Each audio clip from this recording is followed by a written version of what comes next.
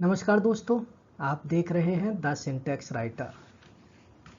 मेरा नाम है प्रशांत और चल रही है हिस्ट्री ऑफ आर्टिफिशियल इंटेलिजेंस। ये वीडियो है पार्ट 4, जिसमें हम देखेंगे कि मशीन लर्निंग का उदय कैसे हुआ। दोस्तों, पिछले वीडियो में हमने देखा था कि 1980 के दशक में जो एक्सपर्ट सिस्टम्स बने थे, उन्होंने एआई को कैसे पॉपुलर बनाया, लेकिन उनकी कुछ लिमिटेशंस भी थी, जिसके कारण से एआई की गति फिर से धीमी हो गई। अब हम जानेंगे कि 1990 से 2010 के बीच का दौर, जहां मशीन लर्निंग की शुरुआत हुई और एआई ने फिर से अपनी ताकत दिखाना स्टार्ट की। दोस्तों, एक्सपर्ट सिस्टम्स जो थे ज़्यादातर मैनुअली बनाए गए थे, रूल्स पर आधारित थे, लेकिन 1990 के बाद रिसर्चर्स ने सोचा क्यों ना मशीन को डेटा से सीखने दिया जाए, बजाय हर बार एक रूल बनाने के।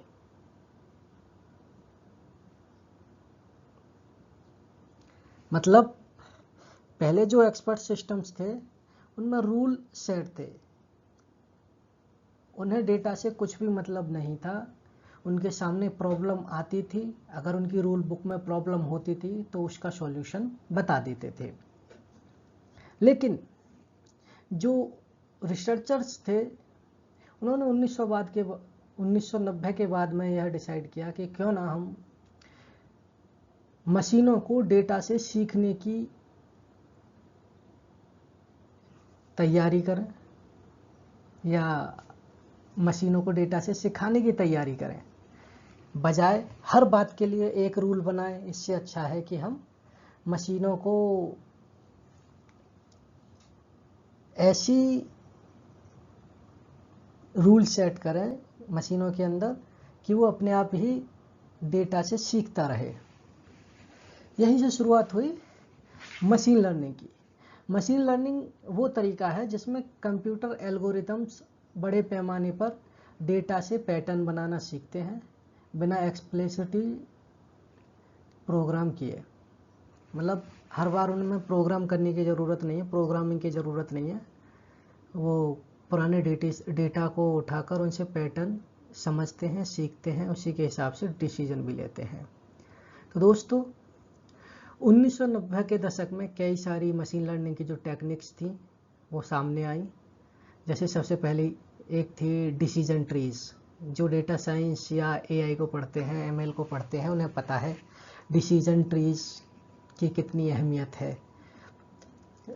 ये जो डिसीजन ट्रीज होते हैं, ये डेटा को कैटेगराइज करते हैं, मतलब अलग अलग कैटेगरीज में डिवाइड कर देते हैं। एक टेक्निक थी एसपीएम, सपोर्ट वेक्टर मशीन्स, जो कॉम्प्लेक्स क्लासिफिकेशन प्रॉब्लम्स को सॉल्व करती हैं। इसके अलावा 1960 के बाद छोड़ दिया गया था जिस चीज़ को,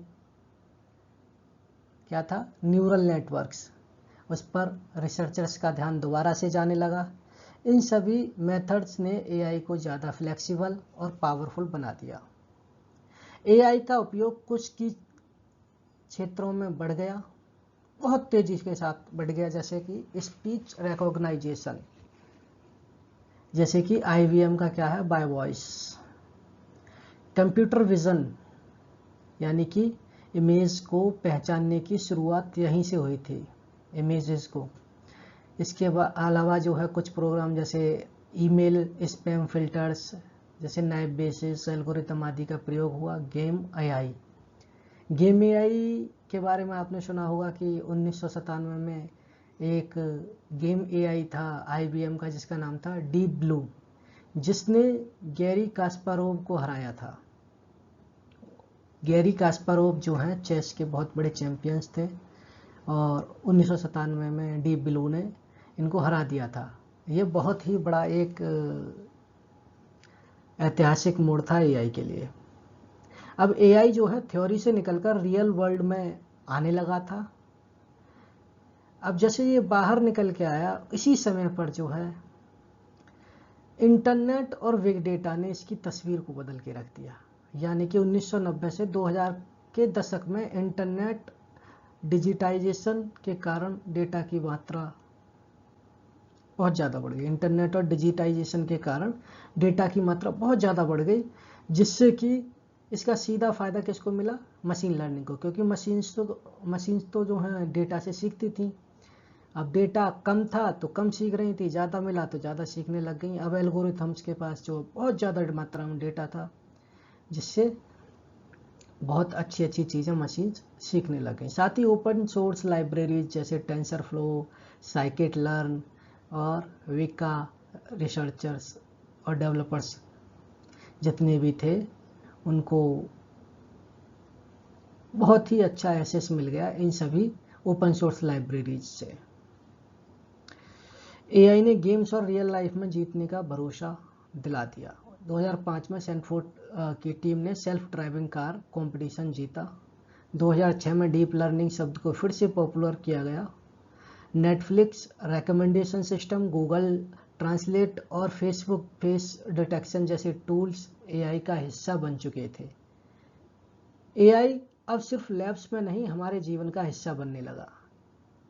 तो दोस्तों 1990 से 2010 तक का समय एआई के लिए एक नए युग की शुरुआत थी, जहां रूल्स की बजाय डेटा से सीखने की तकनीकें विकसित हुईं। अब एआई को रियल वर्ल्ड प्रॉब्लम सुलझाने के लिए ट्रेन किया जाने लगा। अगले भाग में हम बात करेंगे कि 2010 के बाद के उस दौर की, जहां डीप लर्निंग, बिग डेटा और आर्टिफिशियल इंटेलिजेंस एजीआई की चर्चा ने एआई को आसमान पर पहुंचा दिया। साथियों, अगर आपको यह वीडियो पसंद आई हो तो लाइक ज़रूर करें, कमेंट करें और चैनल को सब्सक्राइब करना ना भूलें, क्योंकि यह है द सिंटैक्स राइटर, जहां नॉलेज मिलती है सरल भाषा में। मिलते हैं अगले भाग में, जहां पर हम जानेंगे डीप लर्निंग और मॉडर्न एआई का विस्फोट कैसे हुआ 2010 से अब तक। तब तक के लिए जुड़े रहिए हमारे साथ। जय हिंद, नमस्कार।